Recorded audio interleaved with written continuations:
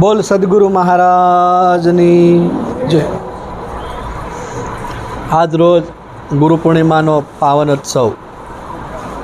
ઉત્સવ એટલા માટે કહેવાય, અવસર એટલા માટે કહેવાય કે આપણા ભારતીય પરંપરા નિયમ મુજબ, આપણી ભારતીય હિન્દુ પરંપરા નિયમ મુજબ ગુરુનું એટલું મહત્ત્વ એટલા માટે દેવામાં આવે છે કે એક શબ્દ ગુરુ દેવ કા તાકા અનંત વિચાર, થક ગયે પંડિત મુનિજન એનો વેદનો પામે પાર।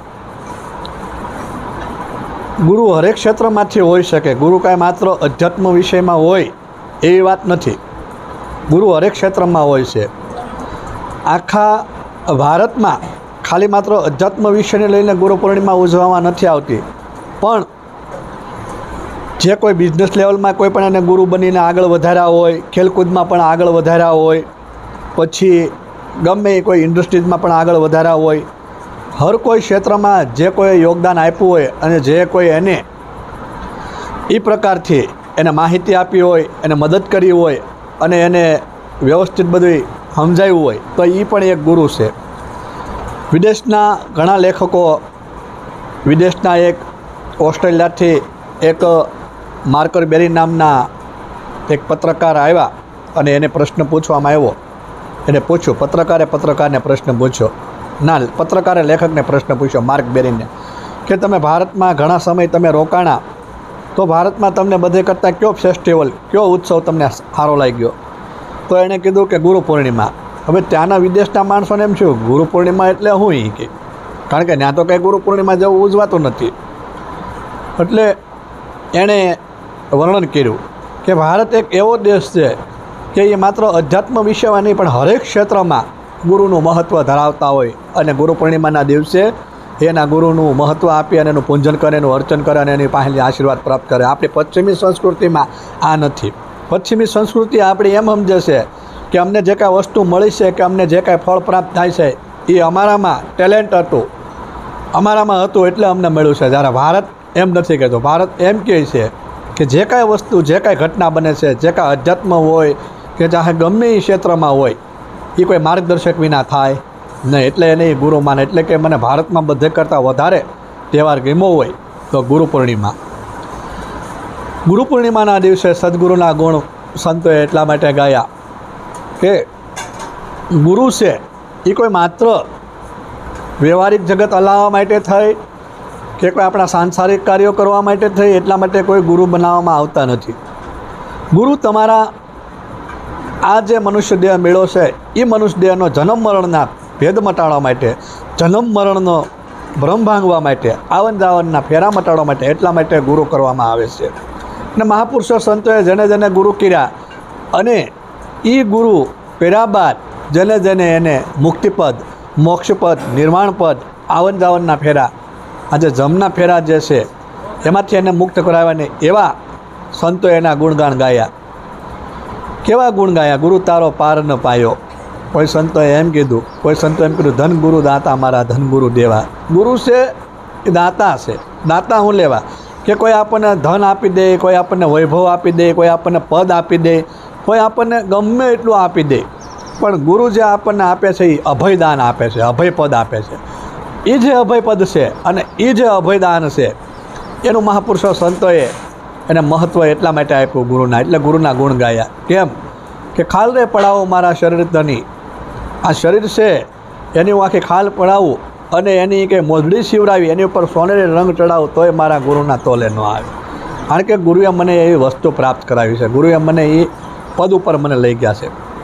જીવન સાહેબને જ્યારે 17 ગુરુ કર્યા બાદ પણ જીવન સાહેબને મનડું ન માન્યું અને 17 ગુરુ કર્યા બાદ જ્યારે કલ્યાણદાસને જ્યારે ભીમ સાહેબ મોકલે કે જીવનને 17 ગુરુ કર્યા પછી પણ જીવનને અનુભવ નથી તો કલ્યાણદાસ મહારાજ તમે જાઓ અને જીવનને કહો કે તમને 17 ગુરુ કર્યા પછી પણ તમે 18મા ગુરુ કર્યા છતાં તમને મન નથી માનતું, તો એનું કારણ શું?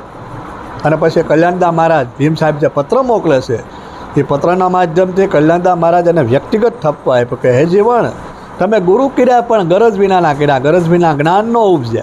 ગુરુ કર્યા પણ ગરજ વિનાના, ગરજ એટલે કોઈ સાંસારિક ગરજ નહીં, ગરજ એટલે કે આપણો આવવા જવાના ફેરા મટવા દો, આપણે જન્મ મરણના ફેરા મટવા દો, એવો તો ભાવ ને એવી તો ગરજ હોવી જ જોઈએ.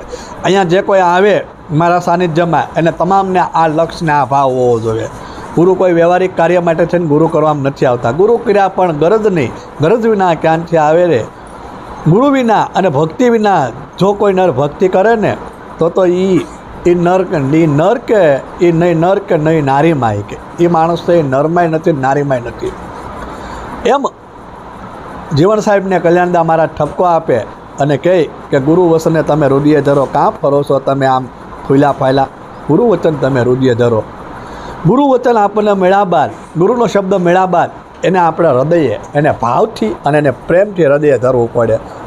નગર વ્યવહારિક જગતમાં આપણે બધા આપતા હોય.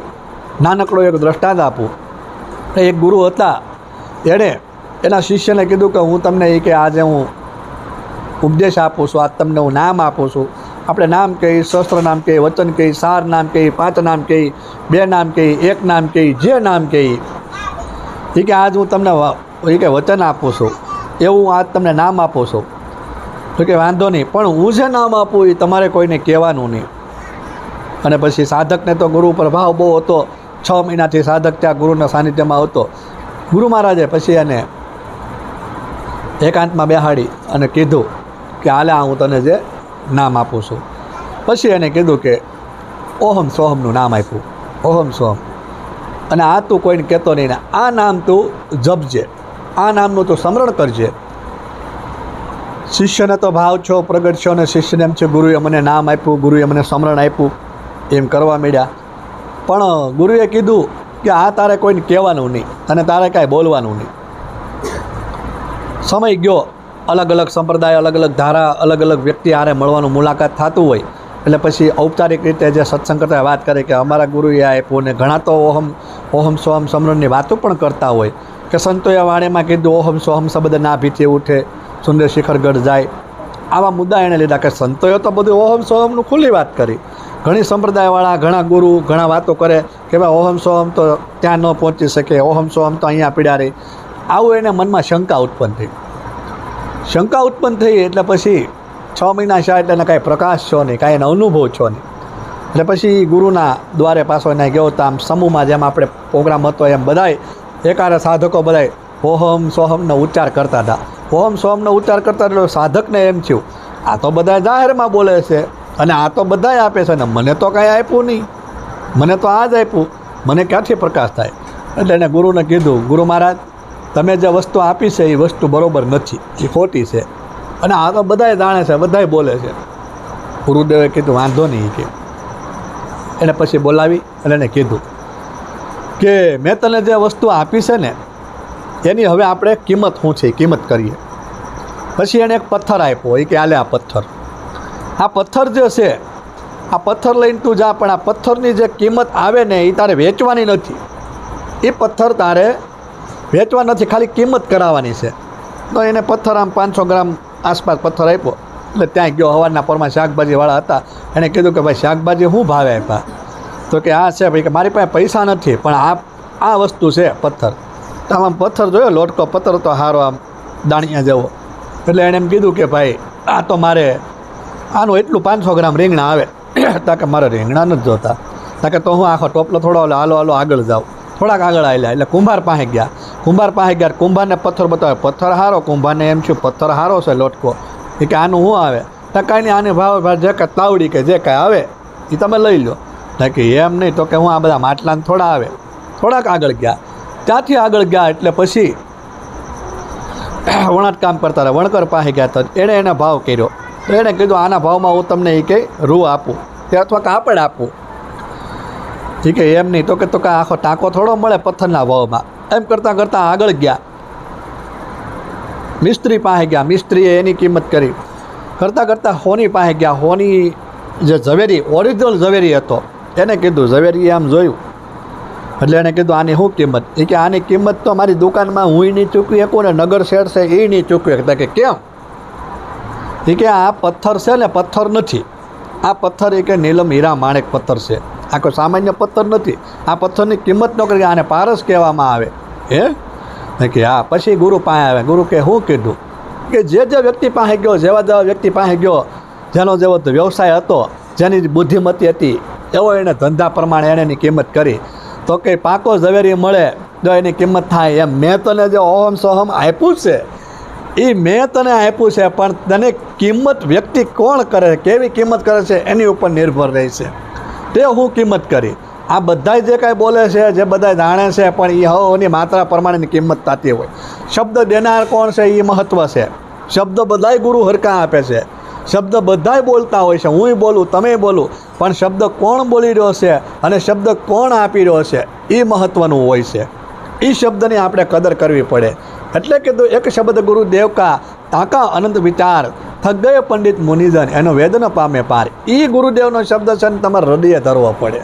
ગુરુદેવનો શબ્દ તમે હૃદય ધરી અને વિશ્વાસ, દૃઢ નિષ્ઠા અને ભાવ અને શ્રદ્ધા રાખો એટલે એનું ફળ પ્રાપ્ત થાય. તમે વિચાર તો કરો, તમે ખેતીવાડી લગતા બધાય આમાં માણસો બધાય છે, તમે ખાલી એક રોહિણી નક્ષત્ર પછી મક્ષર બેહના આદરાના વાવણા થતા હોય, તમે એના ભરોસે ખાલી તમે વાવણી કરી નાખતા હો અને એમાં એ જે બિયારણ હોય એ કટોપૂટને એક બિયારણનું પરમાત્માએ રચના કેવી કરી કે 1000 તમને 1000 ગણું આપતું હોય તો એની ઉપર તમને ભરોસો બેહતો હોય ને પ્રગટ સદગુરુ મહારાજ રમણ કરતા હોય, એના વચન ઉપર એની વાત ઉપર ભરોસો ન થતો હોય તો ખામી કાંઈક આપણામાં હોવી જોઈએ. કાંઈક આપણામાં ખામી હોવી જોઈએ, કાંઈક આપણને કાંઈક ભૂલ બતાતી હોવી જોઈએ. અજળ અને અવિવેકી ગુરુથી વિમુખ હોવું એ વાત આખી અલગ છે. એ ગંગા સતીબાઈએ કીધું, પણ જેની ઉપર શ્રદ્ધા, જેની ઉપર ભાવ, જેની ઉપર પ્રેમ અને જેની ઉપર એટલી બધી નિષ્ઠા હોય ને ત્યારે આ વસ્તુ પ્રાપ્ત થાય.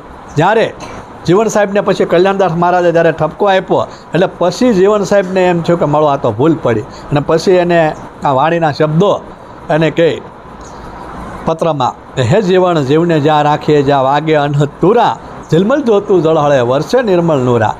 પણ અહીંયા આપણે વાત એ નથી કરવાની, અહીંયા આપણે વાત ગુરુને લઈને કરવાની છે કે ગુરુ છે, ગુરુનું સામર્થ્ય કેટલું છે, ગુરુ શું ન કરી શકે અને ગુરુ શું કરી શકે ને ગુરુની સત્તા શું છે. કારણ કે આ બધી વસ્તુ જે કાંઈ છે સાંસારિક, ભૌતિક, વ્યવહારિક એ બધી ગૌણ છે. અને ગુરુ એક એવું તત્વ છે જે શરીરના માધ્યમથી કિશનદાસ બાપુ અહીંયા બેઠા છે, પણ અંદર જે તત્વ રમણ કરી રહ્યું છે એ તમારામાં અને મારામાં છે. એ ઓળખાણ કરાવીને એને સદગુરુ કહેવાય. આ શરીરથી કિશનદાસ બાપુ ગુરુ હોઈ શકે પણ એ ખાલી શરીર પૂરતું છે. એટલે અહીંયા ભારતીય રહેવાને જ્યારે ભારતીય રહેવા ગુરુ કરવા માટે નીકળ્યા ત્યારે એને પોતે એમ માનો કે રામાનંદી સાધુ હતા, એવા કથાકારો અને બધાએ સત્સંગીઓના મુખે સાંભળેલું કે ભારતીય રહેવાસી રામાનંદી સાધુ હતા. પણ એને જ્ઞાન બધું, શાસ્ત્ર જ્ઞાન બધું, પૌરાણિક જ્ઞાન બધું, બધા પ્રકારનું એને જ્ઞાન હતું, પણ એને આત્મ અનુભવનું, નિજ અનુભવનું, પોતાના સ્વરૂપનું ભાન નહોતું. પછી જ્યારે ભારતીય રહેવા જ્યારે સદગુરુના સાનિધ્યમાં ગયા એટલે ખાલી એક મેળવણ પૂરતી વાત હતી. અને જ્યારે ગુરુ મહારાજને જ્યારે એને ભેટો છે એટલે ગુરુને ખબર હતી કે આને ખાલી એક મેળવણ જ ઘટે છે, આને બીજું કશું કરતો નથી એમ. પણ ગુરુનું કામ એ હોય છે કે જે એ સ્ટેજે પોગેલા હોય, જે એ ઘટનાએ પોગેલા હોય એટલે એને એ ભૂમિકા ઉપર લઈ જાય. અને ભારતીય રહેવાને ખાલી એક મેળવણ પૂરતી કાપી હતું. અને ભીતર જ્યારે એને સદગુરુ મહારાજને ભારતીય રહેવાને ગુરુએ જ્યારે અનુભવ કરાવ્યો ત્યારે એને પછી દેહિક ગુરુના ગુણ ગાય, પણ એ અંદરના ગુરુનું મુલાકાત થાય ત્યારે એને ગુરુના ગુણ ગાય. શું કહે કે ગુરુ મારા આદ અનાદના, ગુરુ મારા છે ને એ આદના, કોઈ પારખું થઈને કોઈ પારખો રે, આ ગુરુ છે મારા આદ અનાદના, આ વસ્તુ છે આદ અનાદની લાવ્યા રે. આ ગુરુ છે એ મારા આદ અનાદના છે અને અનાદિની વસ્તુ લાવ્યા છે, કોઈ આજકાલની. પણ કોઈ પારખું હોય ને એને પરખે, પારખું થઈને કોઈ પરખો રહે. જ્યારે ભારતીય રહેવાના મુલાકાત થઈ, ગુરુનું કામ એ જ હતું કે આને ખાલી મારે આની સદગુરુની મુલાકાત કરવાની, એટલે ગુરુ પછી એની કક્ષા મૂકી દે છે. દેહ ગુરુ જે છે એ એની અવસ્થા મૂકી દે, એનું મૂકી દે. પણ પરંપરા એક એવી છે કે જેના માધ્યમથી, જેના અનુભવના માધ્યમથી, જે વ્યક્તિના માધ્યમથી અનુભવ થતો હોય એના સદગુરુ એના બધે ગુણગાન ગાયા શરીરના લઈને. એના દાસી જીવન ભીમના ચરણે, કહે કબીર રામાનંદના, અનેક પ્રકારે ભાણ સાહેબે, રવિ સાહેબે, દરેક ગુરુએ એના પોતાના ગુરુના ગુણ ગાયા. શું લેવા કે એને દેશરે દેખાડ્યો, સૂતોરે જગાડ્યો, મને અલગ પુરુષ ઓળખાયો. જેને દેશ દેખાડ્યો હોય, જેને સૂતો જગાડ્યો હોય અને જેને અલગ પુરુષની ઓળખાણ કરી હોય એવાના ગુણગાન ગાય, એવાના વાહે નામાચરણ લાગે. કેવા ખાतिर અને ખાલી બનવા ખાतिर, ખાલી પદ અને પ્રતિષ્ઠા માટે ખાલી થઈ કાંઈ ગુરુ બનવાનું થતું નથી.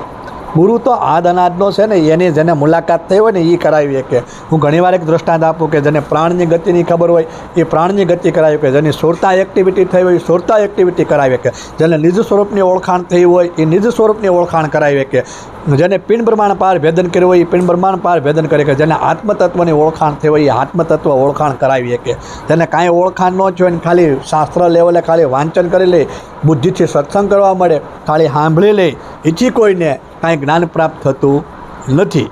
પણ છતાંય મહાપુરુષો સંતોએ આપણને કંઈક વાણીના માધ્યમથી કાંઈક આપણને ઈશારો કર્યો હોય કાંઈક, કારણ કે આપણને આ જે મનુષ્ય દેહ મળ્યો છે તો એ આમનો વ્યર્થ કરવા માટે નહીં, આપણું જીવન સાર્થક બનાવવા માટે થઈ અને આપણી જીવનની મેઇન જે ભૂમિકા છે, જે આપણને મનુષ્ય દેહ મળ્યો છે એનો આપણે શું લેવા મળ્યો છે, ક્યાં કાળથી મળ્યો છે એ સાર્થક બનાવી કરવી. અને આપણે જે સદગુરુ મહારાજને જે ઓળખવાના છે એને ઓળખવાના છે. લક્ષ્મી સાહેબને જ્યારે કર્મણ ભગતનો ભેટો છે એટલે કીધું વર્તાણી આનંદ લીલા લેર, બેની મને ભીતર સદગુરુ મળ્યા. ભીતર સદગુરુ જે છે એની ઓળખાણ કરાવવાની મહાપુરુષો સંતોએ દરેકે વાત કરી અને એને આપણે ઓળખવાના છે અને એને આપણે જાણવાના છે. ગુરુ